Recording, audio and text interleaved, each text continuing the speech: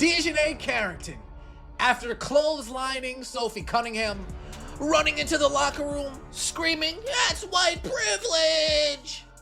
Then tweeting 8/23, threatening Sophie Cunningham and the Indiana Fever.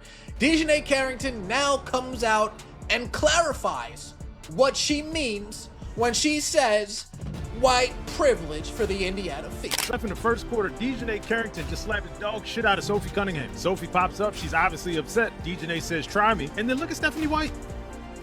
Look at her face. Look. This mad shit. Now, number one, this is obviously a flagrant 2. It just is. By the letter of the law, you got to call a flagrant 2. We all know these. That girl needs to be thrown out the league. She's not even a good enough player to be bringing this type of drama. She needs to be thrown out. DiJonai Carrington got ejected from a game, and instead of just letting it go, she decided the internet needed a lesson. Not an apology, not an explanation, just 2 words dropped straight from the locker room: white privilege. And now, days later, she's still out here defending that post, backtracking, clarifying, and arguing with basically anyone who dares to push back on it. This one has turned into a full-blown mess, and honestly, it might be one of the strangest reactions we've seen from a WNBA player all season. As MAGA Barbie in the WNBA is a superstar player. She's one of the most famous female athletes in the world because she stood up for women in women's sports, saying only biological women should be allowed to play in the WNBA.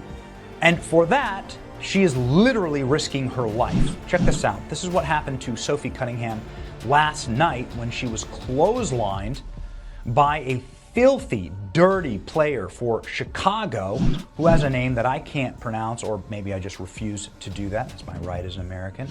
But this is a player that has attacked Caitlin Clark, gouged her eye out, that has now bloodied the face of Sophie Cunningham. And as soon as she did this, she tweeted white privilege, meaning she's declaring this is a race crime.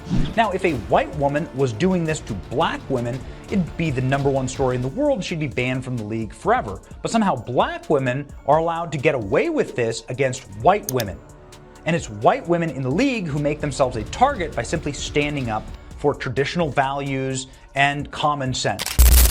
Sophie Cunningham has made a name for herself this season as one of the loudest voices standing up for her Fever teammate, Caitlin Clark. Time and again, she's publicly pushed back on the idea that the league and its officials are doing enough to shield Clark from the physical punishment she takes on a nightly basis. She hasn't been shy about naming specific plays or calling out specific players. She's even claimed outright that certain teams have talked amongst themselves in their own locker rooms about wanting to show Clark exactly what the W is about. That kind of talk doesn't exactly win you friends across the league, and Cunningham's never pretended not to know that. Ew! That's assault, brother. You can't do that. What the fuck?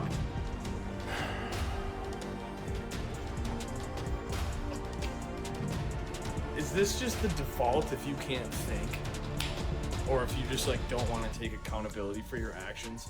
Oh my god, this league, bro, this league. Bro, white privilege while you're wearing a bleach blonde dyed wig. I mean, the fuck? What is privileged about that? You Stone Cold Steve Austin clotheslined her ass. What about that is white privilege? The WNBA stays undefeated. It truly does. They can't get out of their own way. That backstory matters, because it's exactly why so many people watched this particular foul unfold and immediately suspected there was more to it than just a rough play. Cunningham had already made herself known as one of the players unafraid to speak out about how Clark gets treated on the court. And now, ironically, she's the one left bleeding after taking a forearm to the face.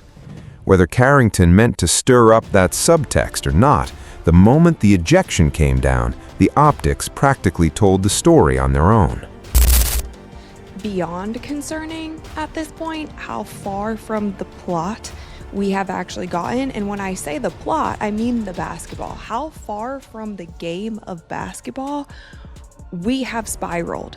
When we're talking about the WNBA, you know, we used to joke, it's like, oh, 0 days without drama in the WNBA. This league is living up to it at a rate and a level of concern that we haven't ever had. With all the discussion. Craziness going on in the WNBA. DiJonai Carrington tweeted out white privilege from the locker room of a game that she was playing in. Get this, she fouled Sophie Cunningham hard. Sophie Cunningham, obviously white person, fouled her hard. Flagrant 2, gets ejected, goes to the locker room and tweets out white privilege in the middle of the game. Now here's the kicker to me. A flagrant 2 has to be contact that can lead to an injury that looks excessive. DiJonai, it was about as excessive as possible. If there was any evidence of there being white privilege, this was not it. What the hell do y'all think? And it's not just Cunningham picking up on this tension. Plenty of others have too. Legendary broadcaster Dick Vitale spoke out earlier this year after Clark was ranked just 9th best guard in a league-wide player poll, calling the ranking flat-out jealousy and predicting that players across the league would eventually come to appreciate just how much Clark has done for them financially. That comment has aged in a strange way given what's now unfolded with Carrington, because once again, you've got a player closely connected to Clark and Cunningham absorbing real physical punishment, and rather than seeing widespread sympathy from around the league, you're instead watching a former teammate openly celebrated, plus a head coach softly siding with the aggressor. It's hard to watch that same pattern play out again and not wonder if Vitale was onto something. Across the face, coming down, trying to prevent the layup, but that is just a hard hit. That's definitely going to be upgraded, I think, to a flagrant 2, Ryan. I think that is going to be a flagrant 2. There is Get what you lined fucking up. deserve. And just getting her out of the Lucky way. it wasn't a right hook. Make no mistake about it, Carrington targeted Cunningham. She targeted her because of her political stances. She targeted Cunningham because of the praises that she keeps receiving. She targeted her with a dirty shot that had absolutely nothing to do with basketball. And then after getting ejected, she runs to the locker room to play the fucking victim card. Like she didn't try to just take off Cunningham's head in 4K. Like we all didn't just watch it happen. That is not competition. That is a grown woman swinging on someone who she disagrees with and then screaming racism when she gets held accountable for it. DiJonai Carrington needs to be held responsible, and I'm not talking about just getting ejected from the game. She deserves a suspension. Maybe she'll think twice next time before she tries to take somebody's fucking head off. Here's the play itself, and honestly, once you actually watch the footage, there's nothing complicated about it. Sophie Cunningham was streaking down the court on a fast break, wide open, heading in for what looked like an easy bucket. DJ Carrington came flying in from behind, trying to catch up to the play, and rather than contesting the shot cleanly, she caught Cunningham with a forearm across the face and neck. Cunningham went down hard. The shot somehow still dropped through the net, but by that point, nobody was thinking about the basket anymore. Play stopped, officials headed to the monitor, and the call got upgraded to a flagrant 2, which under WNBA rules means an automatic ejection, no discussion required. Wind up, contact, follow through, elevated injury risk, a player caught in a vulnerable spot, that's the full checklist for a flagrant 2, and this play hit every single mark on it. Came down on her leg, she could have been injured, so they said, yo, get out of here, dog. Get out of here. Then, I don't know if y'all was looking at her lips. She was talking about, try me. Try me. Yo, you already tried Sophie? You got all the samples of Sophie. You talking about try me. What are you talking about? This lady is unhinged right now, man. This is crazy work. And it makes you wonder. It's like, dog, you were the best player for the Sky at this moment. Look how she landed on the leg. Oh my goodness. Like, you were the best player for the Sky, and you decided to do this? You weren't even thinking about the game. You was thinking about some kind of revenge or something. Somebody sent you on a mission. You were on a mission, dog. I don't know what you had going on here, but DiJonai, this is unacceptable. Disrespectful, disgusting, and I'm glad they got you up out of there. All right, Here's the play itself, and honestly, once you actually watch the footage, there's nothing complicated about it. Sophie Cunningham was streaking down the court on a fast break, wide open, heading in for what looked like an easy bucket. DiJonai Carrington came flying in from behind trying to catch up to the play, and rather than contesting the shot cleanly, she caught Cunningham with a forearm across the face and neck. Cunningham went down hard. The shot somehow still dropped through the net, but by that point, nobody was thinking about the basket anymore. Play stopped, officials headed to the monitor, and the call got upgraded to a flagrant 2, which, under WNBA rules, means an automatic ejection, no discussion required. Wind-up, contact, follow-through, elevated injury risk, a player caught in a vulnerable spot. That's the full checklist for a flagrant 2, and this play hit every single mark on it. From the flagrant 2 on DiJonai Carrington against Sophie Cunningham, where she proceeded to go into the locker room and tweet white privilege after being thrown out of the game. I'm not going to comment on that situation, but I will say this. This is a flagrant 2. Black, white, Asian, Hispanic, don't matter. This is a flagrant. I mean, she clotheslined her. What more do you want? So, this looks very bad. It just shows that the WNBA is nowhere near where they need to be professionally, because again, this is a clothesline. It's flagrant 2. But instead of just accepting the ejection and letting it go, Carrington headed straight to Threads and posted "white privilege," tagging the Indiana Fever directly beneath it. No context, no follow-up explanation at the time, just those 2 words left sitting there for the internet to interpret however it wanted. And, unsurprisingly, pretty much everyone landed on the same interpretation. Because really, how else could you read that timing? She gets ejected for hitting a white player across the face, and within minutes, white privilege shows up on her page tagging that exact team. It doesn't take much to connect those dots, and the sports world connected them almost instantly. Even mention the fact that she said white privilege. That is the story. The story isn't that she got kicked out. It's that she tweeted out white privilege as though because Sophie Cunningham is white, somehow that's why she got kicked out. They go on to defend her, the story, the narrative that she's not a dirty player. She makes plays like this all the time.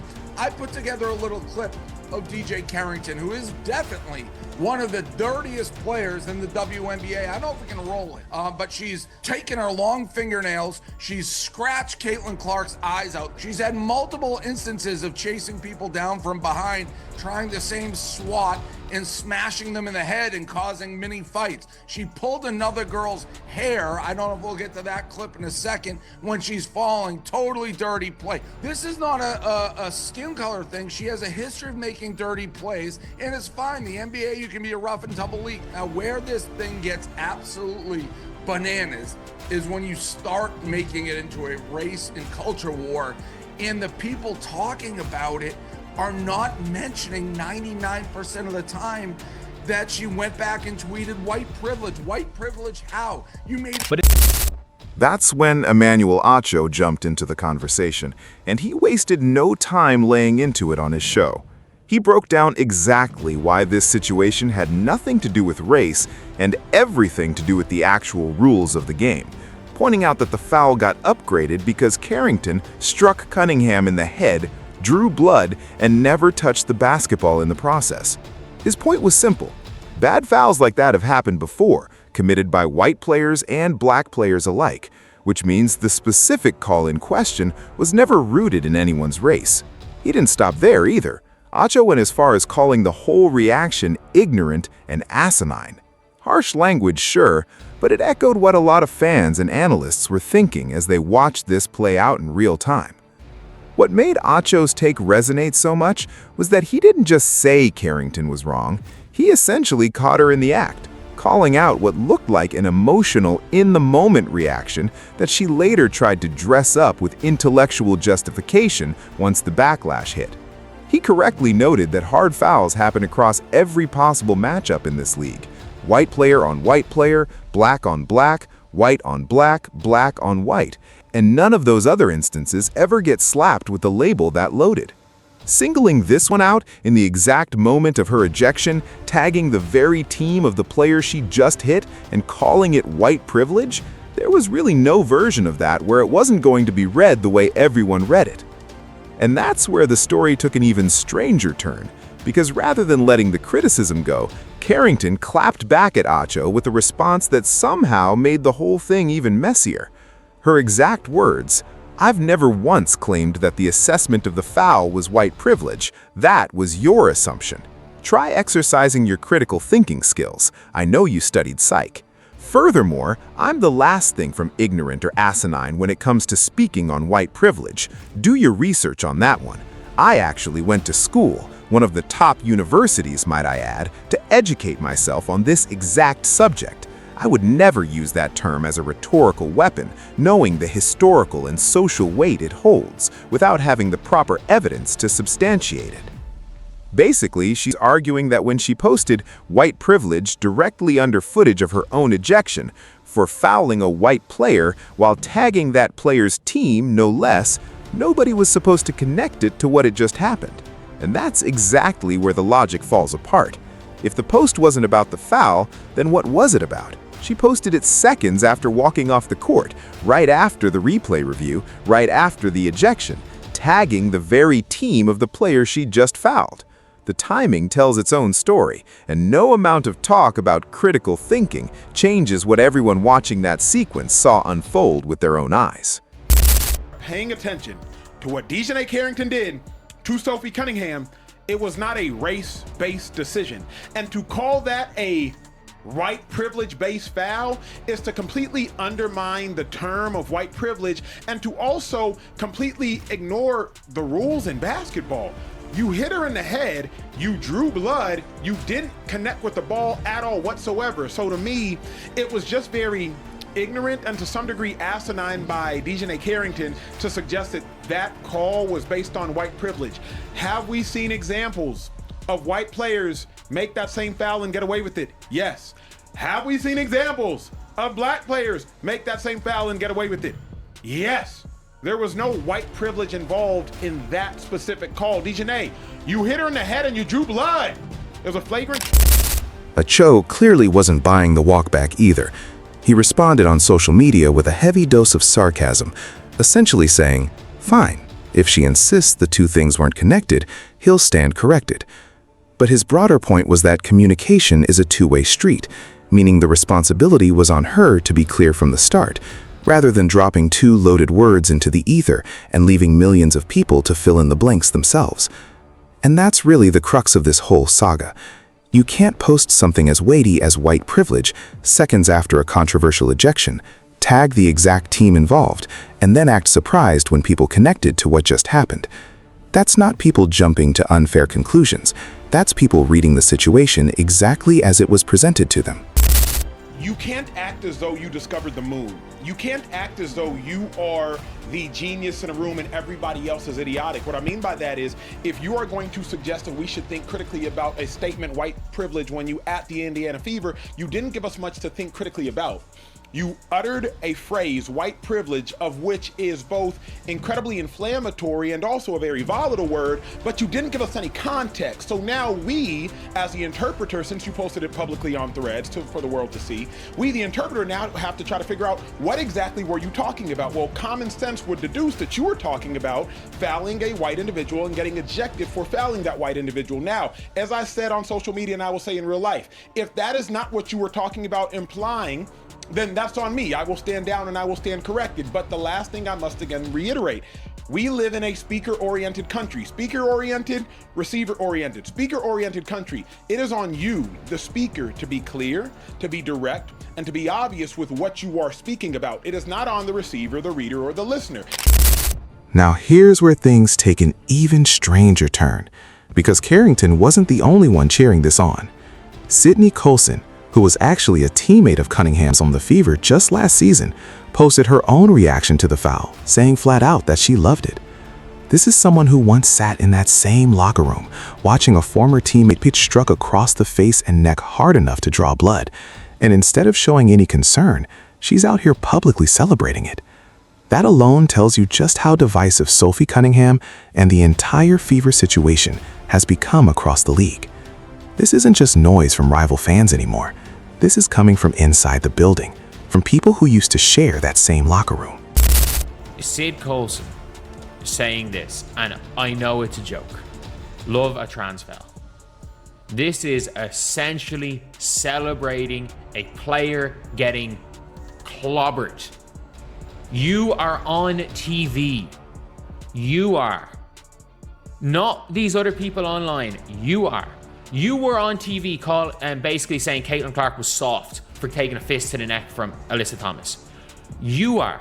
You got opportunities because of this organization. You got opportunities because of the like Caitlin Clark brought on your head. You did. You benefited from it. You joined the Indiana Fever for those benefits. You took those benefits. You became more notorious. And as soon as you leave, you rejoin the sisterhood, then it's against Caitlin Clark. And you are celebrating a player getting taken out. Even Fever head coach Stephanie White, Cunningham's own coach, didn't exactly rush to her player's defense the way you might expect. Speaking to reporters afterward, White said she didn't believe Carrington intentionally targeted the neck, but made clear she had no real problem with the hard foul itself, adding that Carrington was simply competing and that nobody should expect an easy layup against her. That's a strange stance to hear from the coach of a player who just left the court bleeding from the face. These two players, Clark and Cunningham, are arguably more responsible than anyone in the league right now for the surge in viewership, ticket sales, and mainstream buzz the WNBA has ever experienced. Networks are building schedules around their games. Arenas that used to sit half empty are now selling out because fans want to watch them play. And yet, time and again this season, you see moments exactly like this one, where instead of protecting that momentum, some players and even coaches seem almost willing to push back against it, whether through hard fouls, cheap shots, or public comments celebrating when something physical happens to either of them. A hard foul.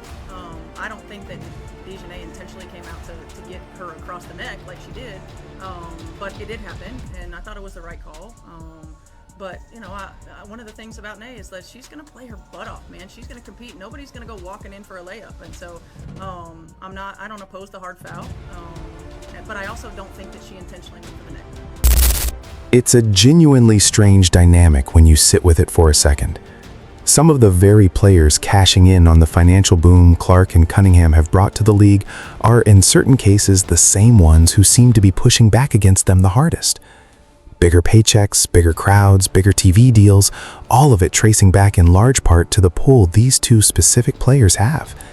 And yet the reaction from a portion of the league feels closer to resentment than appreciation. Carrington's foul, her original post, her drawn-out exchange with Acho, Colson celebrating the hit, White softly defending her own player's aggressor, none of that ever needed race to enter the picture, no matter how many words get typed afterward trying to reframe what the post was really about. Carrington can bring up critical thinking skills in top universities all she wants, but the timing of that original post spoke for itself long before any clarification followed. And clarifications after the fact rarely undo what everyone already witnessed with their own eyes in the moment. Really been dragged. She's been called every name but a child of God.